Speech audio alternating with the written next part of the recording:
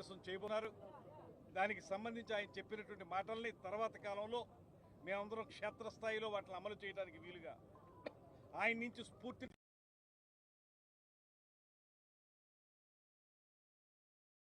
ముందుకు వెళ్ళడానికి కూడా సిద్ధంగా ఉన్నాం అనేటువంటి మాటని ఈ సందర్భంగా తెలియజేస్తూ ఈ సభని ఇంత అత్యద్భుతంగా రూపుదిద్దుతున్నటువంటి అందరికీ కూడా ప్రత్యేకమైనటువంటి ధన్యవాదాలు, కృతజ్ఞతలు తెలియజేస్తూ ఈ సభను విజయవంతం చేయవలసిందిగా ప్రజలందరికీ కూడా మీ ద్వారా తెలియజేసుకుంటూ సెలవు తీసుకుంటున్నాను. నమస్కారం.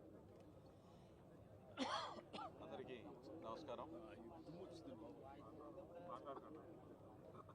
ప్రభుత్వం ఏర్పడ్డ తర్వాత జనసేన 100% విజయం సాధించిన తర్వాత కనీవిని ఎరిగిన రీతిలో మెజారిటీలతో సహా సాధించిన తర్వాత చేసుకునే మొట్టమొదటి ఆవిర్భావ దినోత్సవం ఇది.